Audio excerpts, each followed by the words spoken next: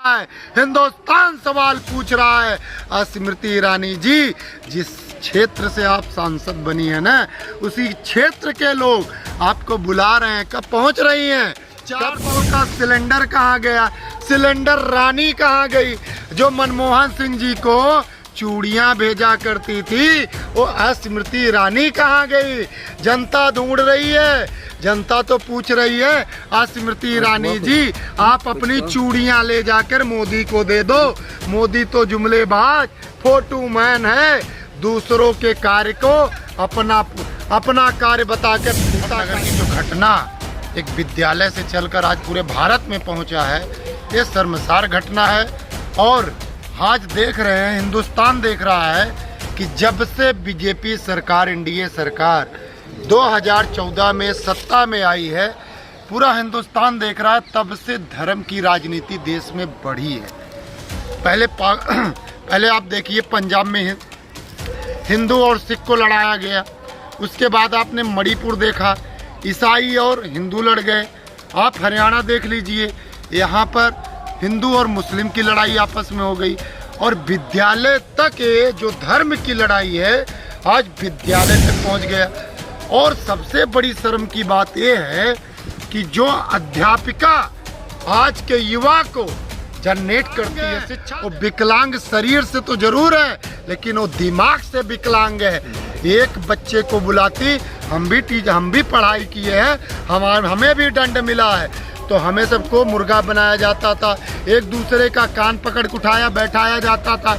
ऐसा तो नहीं था कि पूरे क्लास के बच्चे, और कभी गाल लाल हो गया तो पेट पे मारो, पीठ पे मारो, इस तरह का बयानबाजी टीचर नहीं करते थे।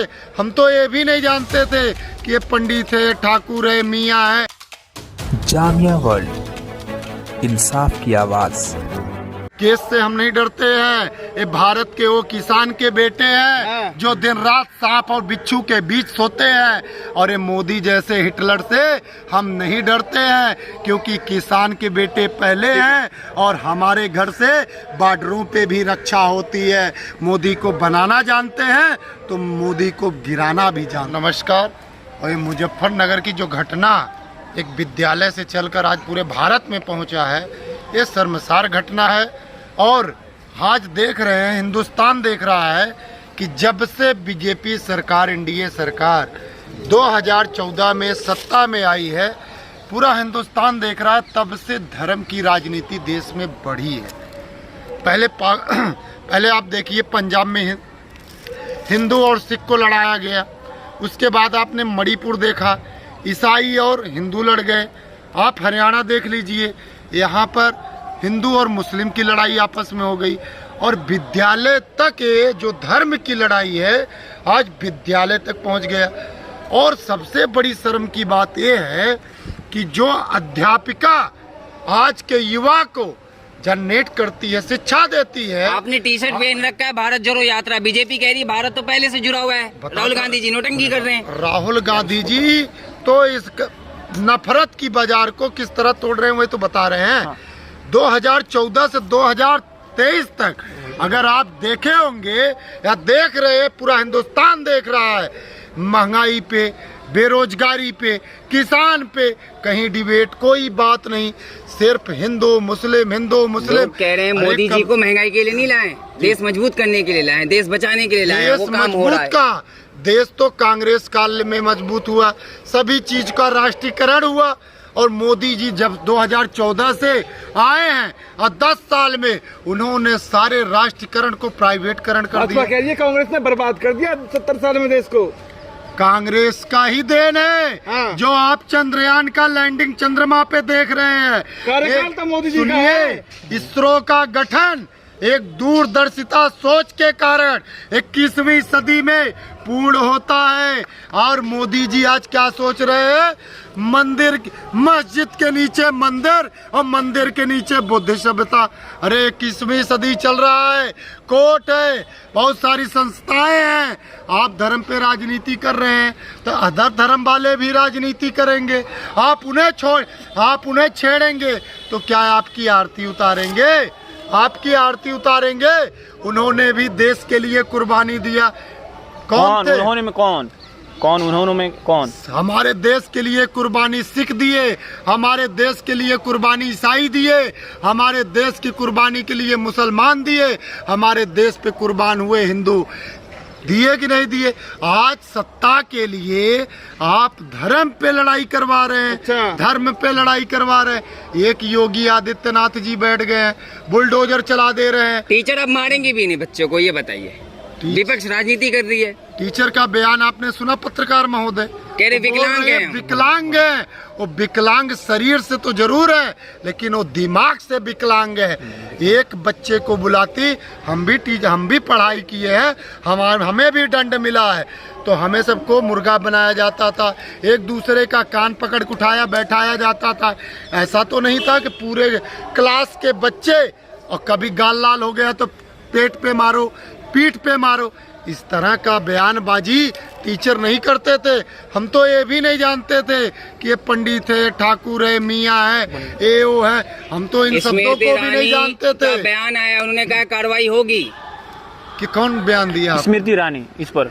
यह स्मृति ईरानी जब 100 दिन हो गया, मणिपुर पे सुआ लग गया उनके मुंह में, जब पहलवान बेटियों का न्याय मांगा गया, जब वो न्याय मांगी स्मृति ईरानी तो सास बहू की सीरियल बना रही थी। अभी संसद में जब आप देखा विपक्ष ने किस प्रकार से घेरा स्मृति ईरानी जी को, राहुल गांधी जी का फ्लाइंग किस बैग से जा रहा है, बैग से जा रहा है। अरे लोकतंत्र के मंदिर में आप क्या करने जा रही हैं? ये कोई सीरियल का सीन नहीं हो रहा है। हिंदुस्तान सवाल पूछ रहा है। स्मृति ईरानी जी, जिस क्षेत्र से आप सांसद बनी है ना, उसी क्षेत्र के लोग आपको बुला रहे हैं। कब पहुंच रही हैं? कब पहुंच रही हैं? दोबारा सत्ता में आएंगी उसी क्षेत्र से जीत के। उस सत्ता का सपना छोड़ दे। हाँ। क्योंकि जनता जान गई है कि 13 रुपए किलो चीनी कहाँ गया, 400 का सिलेंडर कहाँ गया, सिलेंडर रानी कहाँ गई, जो मनमोहन सिंह जी को चूड़ियां भेजा करती थी, वो स्मृति ईरानी कहाँ गई? जनता ढूंढ रही है। जनता तो पूछ रही है स्मृति ईरानी जी, आप अपनी चूड़ियां ले जाकर मोदी को दे दो। मोदी तो जुमलेबाज, फोटो मैन है, दूसरों के कार्य को अपना कार्य बता के फीता काटने। अच्छा जी, ये तो सब हुआ। आप बताए, जब वो वीडियो देखे हैं, मासूम बच्चे को पिटवाया जा रहा है एक मासूम बच्चे के थ्रू, उस वीडियो देखकर आप क्या समझें? क्या आपको बहुत ही दुख लगा कि क्या देश कहां से कहां चला गया? देखिए, दुख की बात नहीं है, आज समाज को जागना पड़ेगा, क्योंकि ये बीमारी जो नशा की बीमारी है, बीजेपी ने दो नशा, दारू, सिगरेट, गांजा, भांग, ये तो एक नशा तो है ही, एक धर्म का नशा आज हमारे युवाओं के अंदर।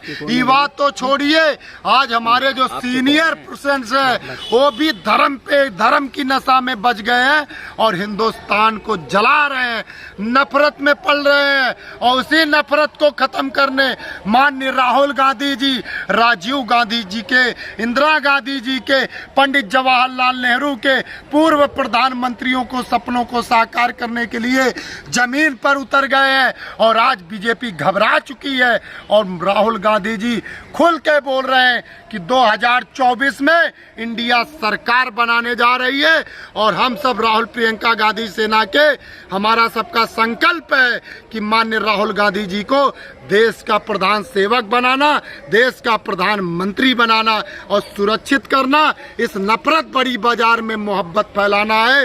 हिंदू, मुस्लिम, सिख, ईसाई सबको साथ लेकर चलना है। इस भारत को बनाना है जिस भारत की कल्पना हमारे पूर्व प्रधानमंत्री भारत की बात कर रहे हैं आप, उस भारत को नया भारत बनाया है मोदी जी ने। नया भारत नहीं बनाया है। अच्छा। नया नफरत बनाया है। हाँ। और मैं मोदी को चैलेंज करता हूँ। हाँ। G20 का बैठक करवा रहे हैं। हाँ। आप देश की उन दृश्य को दिखाइए जो मणिपुर में हुआ, उस दृश्य को दिखाइए जो मेवात में हुआ, उन दृश्य को दिखाइए जो आप गोल्ड मेडलिस्ट बेटियों के साथ किया। आप क्या किए हैं? आपने क्या किया? चंद्रयान 3 नहीं देखा आपने? 1969 नहीं जानते हैं तो आपके दर्शक जो और कई हमारे अंधभक्त बने बैठे हैं वो जान लें। 1969 15 अगस्त के दिन पंडित जवाहरलाल नेहरू द्वारा इसरो का गठन किया गया था और उसी इसरो के गठन के कारण कितनी दूरदर्शिता सोच थी, 54 साल बाद आज जाके पूर्ण हुआ। और आज मोदी कहाँ ले जा रहे हैं? 2 करोड़ नौकरी, काला धन, धर्म, हिंदू मुस्लिम। अरे भैया, आपने जो वादे किए थे, देश से गरीबी मिटाएंगे, देश के काले धन लाएंगे, कहाँ काले धन? सारे चोर, सारे भ्रष्टाचारी, 38 पार्टियों का एक अमित शाह, एक मोदी को मिला दो। अली बाबा 40 चोर कहो इनको, अली बाबा 40 चोर।